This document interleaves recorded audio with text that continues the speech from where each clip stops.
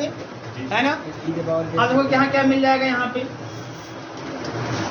क्या भैया, तो e के power z is equal to minus का 1, है ना। अब बताओ ये -1 कितने की वैल्यू, e के पावर i के पावर, e के पावर के फॉर्म में बताइए आप, e के पावर i n पाई हो जाएगा, बोलिएगा हो जाएगा ये, i पाई की वैल्यू हो जाएगी, है ना। कास pi plus i sine pi, कास पाई की वैल्यू -1। अब जानते हैं भाई e to the power i theta is equal to cos theta plus i sine theta. General form में क्या होगा, अच्छा कास जो है ना, कास पाई की वैल्यू -1 और कास 3 पाई की वैल्यू भी -1। आप जानते हैं कुछ नहीं, गधा का पेड़ होगा, कास n पाई की वैल्यू होती है -1 to the power n, even पे +1 आता है, तो यहाँ -1 मतलब 8 वाला होना चाहिए। इसको बस सेट कर लो ऐसे, e के पावर i 2n -1 इंटू पाई, 8 आएगा, n इक्वल टू कुछ भी रखोगे 8 आएगा आपका, 1 रखोगे 1 मिलेगा, 2 रखोगे 3 मिलेगा, ऐसे 8 ही आएगा। इसका मतलब कि ये आपको मिलेगा हमेशा -1। तो z इक्वल टू क्या मिल जाएगा 2n, z इक्वल टू क्या मिल जाएगा i 2n -1 इंटू पाई। अब इस वाले केस में क्या z इक्वल टू इनफाइनाइट ना, तो लिमिट ले लो भैया, limit n tends to infinity z, तो limit n tends to infinity i 2n -1 into pi कितना आया इनफाइनाइट, तो ये आगे आपका इनफाइनाइट, सॉरी यहाँ पे, तो ये क्या हो गया भैया, नॉन आइसोलेटेड इसेंशियल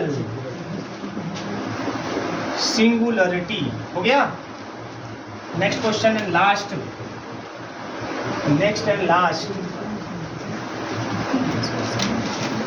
ठीक है, 8वां, z cosec z at z equal to infinite, मतलब यहाँ पे z is equal to given z cosec z, क्या करेंगे z अपान साइन z, है ना, और sine z is equal to 0, sine 0 की वैल्यू, तो z is equal to n pi हो गया। अब ले लो limit n tends to infinity z, limit n tends to infinity n pi मतलब इनफाइनाइट, इसका मतलब z is equal to infinite is the non isolated, हाँ बहुत तेज आप लोग, नॉन आइसोलेटेड इसेंशियल सिंगुलरिटी।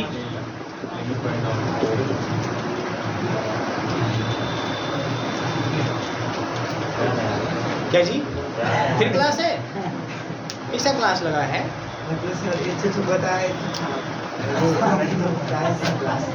मतलब बहुत खुशी की बात है, सब संभालने लगे हैं, कम से कम ये तो थोड़ा समस्या हो जाता है। क्वेश्चन लिखिएगा find zeros and discuss, question लिखिएगा find zeros and discuss singularity of the function, find zeros and discuss singularity of the function and discuss singularity of the function fz is equal to z minus का 2 z minus 2 का whole square sine 1 अपान z minus का 1। इसमें आपको zeros भी बताना है और इसमें आपको बताना है सिंगुलरिटी को डिस्कस करना है, ठीक है। और भी क्वेश्चन आपको हम दे देते हैं, है ना, आप लोग नाराज मत होइए। ये पहला क्वेश्चन, दूसरा क्वेश्चन एक आपके मन का दे देते हैं, कुछ ऐसा मतलब ऑप्शनल टाइप में, for function f z is equal to z minus का sine z upon z cube, z equal to 0 is, पहला ऑप्शन इसेंशियल, दूसरा ऑप्शन पोल, तीसरा ऑप्शन रिमूवेबल और चौथा ऑप्शन नन ऑफ दीज।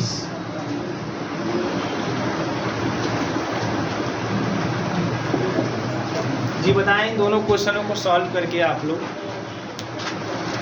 भी प्रदर्शन करने का मौका दे दें, नहीं आप लोग कहेंगे कि खाली अपना प्रदर्शन कर रहे हैं। भाई अगर पहले वाले की बात करें तो z equal to 2 is the 0, half order 1, clear ना? डिनोमिनेटर जीरो कर देंगे, आपको जीरोज मिल जाएगा।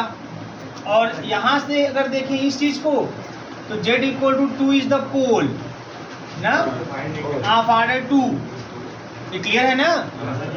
और आपको सिंगुलरिटी यहाँ से मिल जाएगी।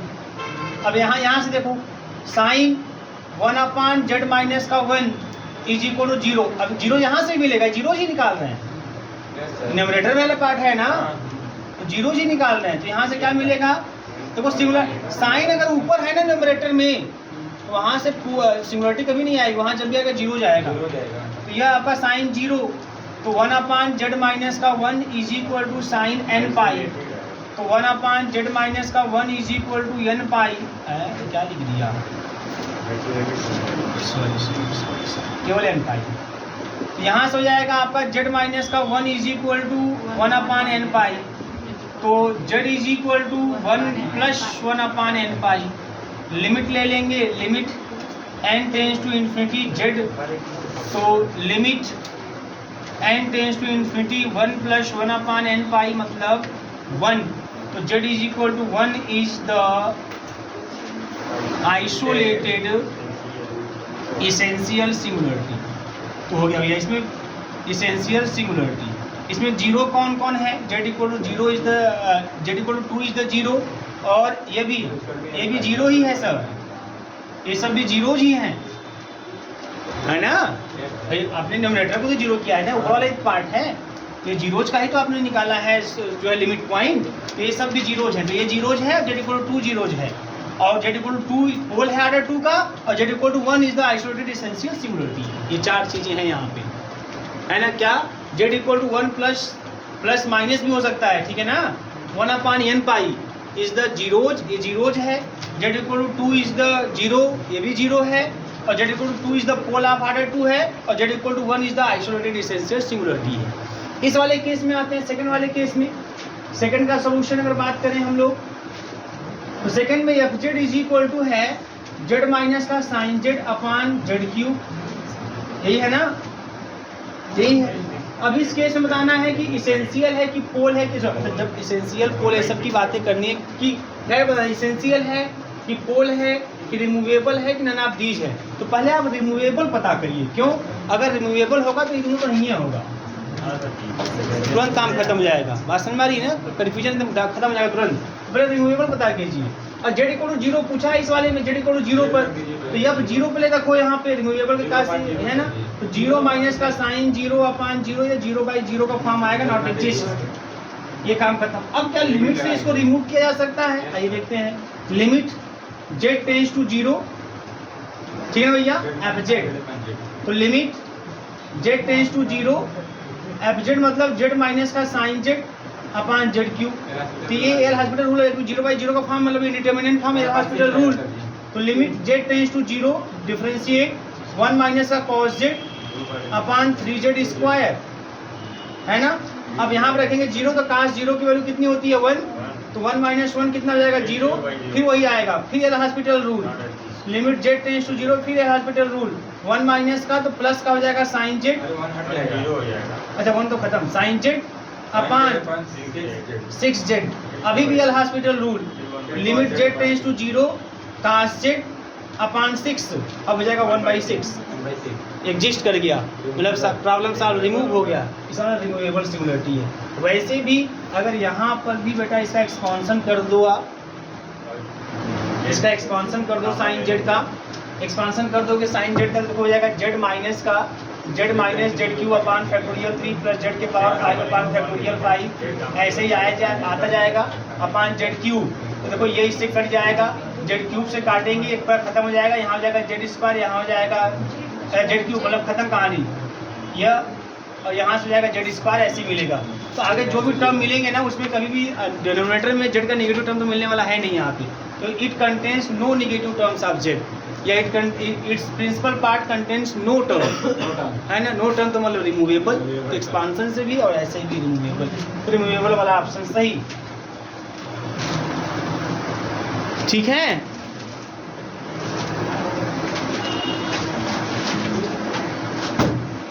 अब चलिए कुछ क्वेश्चन आपको होमवर्क दे देते हैं, आज की कहानी ये भी बंद करते हैं, ठीक है। अब एक टॉपिक आपका और रह जाएगा, रेसिडी। धूप बहुत ज़्यादा है, तो अगर 2-2.5 घंटे और रुको तो हम खत्म कर दें। हम लोग क्या सोच रहे हैं? नहीं सर, धूप बहुत गर्मी है। नहीं उतना भी बारिश भी तो करना है। अरे लिख लिए थे ना आप लोग? हैं? चलिए अब आप लोगों के लिए होमवर्क छोटे बच्चों की तरह, लेकिन छोटे बच्चों की तरह इसलिए आप लोग कभी होमवर्क करबो नहीं करते। आप लोग बड़े बच्चे हो गए हैं।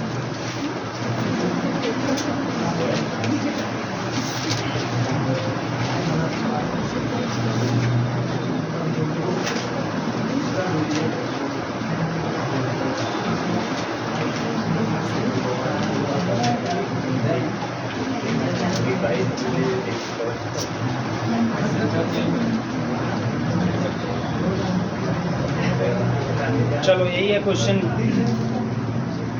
What kind of singularity have the following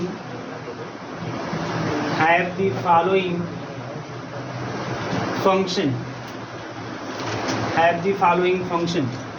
तो पहला है sin 1/z at z equal to 0, दूसरा है z/1 + z के पावर 4, तीसरा है 1/z1 माइनस का z स्क्वायर, चौथा है साइन z/z का पाई, क्या लिख रहा हूँ, z माइनस का पाई का होल स्क्वायर, अगला है tan z, ठीक है। ये तमाम आप करते रहिएगा।